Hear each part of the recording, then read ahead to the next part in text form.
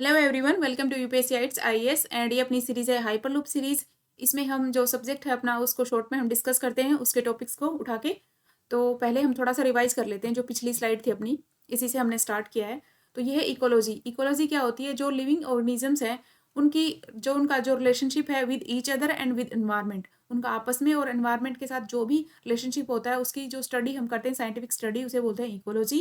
And फिर है environment. Environment क्या होता है? जो पर्टिकुलर ऑर्गेनिज्म है उसके चारों तरफ जो भी होता है ना, जो उसको घेरे रखता है एक तरह से।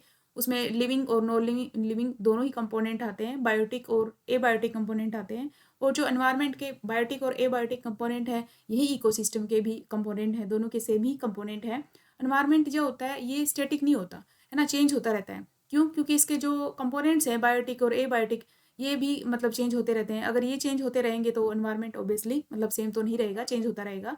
और जो बायोटिक कंपोनेंट है, जो लिविंग कंपोनेंट है, लाइक प्लांट है, डिकम्पोजर है।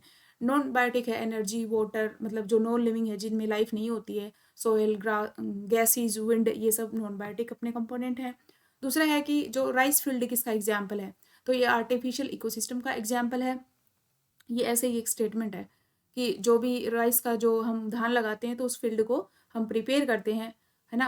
और उसके बाद मतलब उस इकोसिस्टम को प्रिपेयर किया जाता है, इसलिए इसको आर्टिफिशियल इकोसिस्टम बोल देते हैं। आज का अपना टॉपिक हम स्टार्ट करते हैं अभी। तो ये है अपना इकोलॉजी में लेवल्स ऑफ ऑर्गेनाइजेशंस कितने हैं? तो ये 6 में डिवाइड किया गया है।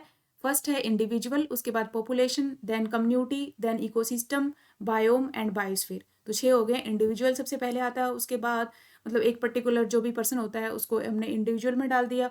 उसके बाद बहुत सारे इंडिविजुअल्स मिलके क्या बनाते हैं? एक पॉपुलेशन बनता है ना। जो पर्टिकुलर स्पीसीज है उसकी सबके सब मिलके एक पॉपुलेशन बनाते हैं। तो जो पॉपुलेशन होती है वो हमारी जो पॉपुलेशन ग्रोथ होती है वो पॉजिटिव भी हो सकती है और नेगेटिव भी हो सकती है ना। पॉजिटिव भी हो सकती है एंड नेगेटिव भी हो सकती है।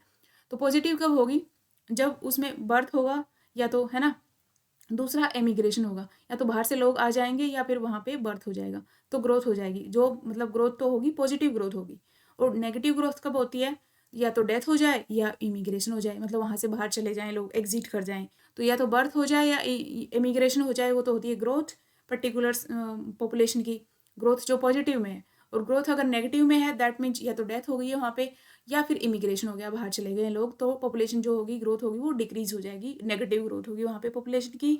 नेक्स्ट अपना है कि जो भी ग्रोथ ऑफ पॉपुलेशन है वो जो होती है वो एक लिमिटिंग, उसके ऊपर एक फैक्टर होता है, लिमिटिंग फैक्टर, है ना। कि पर्टिकुलर जगह पे किसी भी पॉपुलेशन जो है उसकी ग्रोथ मतलब बहुत ज़्यादा होगी या उसकी बहुत कम होगी, तो उसको डिसाइड किया जाता है। उसके फैक्टर्स कौन से हैं? बायोटिक और एबायोटिक कंपोनेंट्स हैं हमारे, वो डिसाइड करते हैं कि पर्टिकुलर जगह पे ये पॉपुलेशन की ग्रोथ होगी कि नहीं होगी, ऐसे, है ना।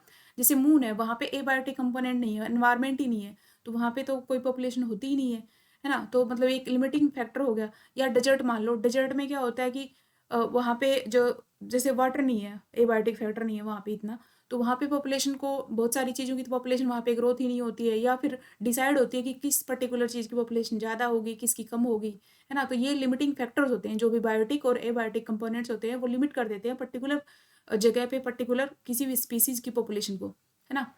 नेक्स्ट अपना है कम्युनिटी। तो फिर पॉपुलेशन, बहुत सारी जो पॉपुलेशन होगी उसमें मतलब एक जगह होती है वहाँ पे बहुत सारी स्पीसीज होती हैं, उनकी पॉपुलेशंस होती हैं। तो वो बहुत सारी पर्टिकुलर जगह पे जो स्पीसीज होती हैं उसमें से जो डोमिनेंट स्पीसीज होगी उसी के नाम पे उस पर्टिकुलर कम्युनिटी का नाम रख दिया जाता है। तो कम्युनिटी क्या होती है? वो डोमिनेंट प्लांट स्पीसीज हो सकती है या दूसरी प्लांट फॉर्म या स्पीसीज, उसके बेसिस पे वहाँ उस एरिया में उसके नाम पे उस कम्युनिटी का नाम रख दिया जाता है। जैसे कोई पर्टिकुलर जगह पे ग्रास बहुत ज़्यादा है, तो उस कम्युनिटी का नाम दे देते कि ये पर्टिकुलर जो कम्युनिटी है ये ग्रास कम्युनिटी है ना। तो ऐसे बनती है मतलब कम्युनिटीज़ बन गई। जो कम्युनिटी होती है वो फिक्स नहीं होती है ना, और रिजिड भी नहीं होती है कि भाई पर्टिकुलर मतलब ये तो ऐसी ही होगी, मतलब ऐसे ही इसका डेवलपमेंट होगा पर्टिकुलर जिस जगह पे है जो भी चीज़ है। तो उसका यही फ्लक्चुएशन होता रहता है, वही कंपोनेंट उसको डिसाइड करते रहते हैं, है ना। तो कम्युनिटीज़ क्या होती हैं? फिक्स नहीं होती हैं, ना ही रिजिड होती हैं। और मेजर और माइनर मतलब कैसे छोटी बड़ी सब तरह की कम्युनिटी हो सकती हैं। ओके, सो हमने इसमें क्या देखा? हमने 3 चीज़ें देखी हैं। इंडिविजुअल होता है, उसके बाद बहुत सारे इंडिविजुअल मिलके एक पॉपुलेशन बनाते हैं। पॉपुलेशन जो ग्रोथ होती है वो पॉजिटिव और नेगेटिव दोनों साइड से हो सकती है। फिर है कम्युनिटी। कम्युनिटी क्या होती है कि जो भी डोमिनेंट स्पीसीज है वहाँ की पर्टिकुलर कम्युनिटी की, उसी के बेसिस पे एक कम्युनिटी का नाम रख दिया जाता है। और जो भी कम्युनिटी है वो फिक्स और रिजिड नहीं होती है, और वो मेजर या माइनर कम्युनिटी हो सकती है। नेक्स्ट में हम देखेंगे इकोसिस्टम क्या है, बायोम एंड बायोस्फीयर क्या है। ओके, तो अपना ये हो गया है अरे मैं फिर से भूल गई, मतलब यहाँ पे डिस्कस करना था इसको। कोई नहीं। And thank you so much.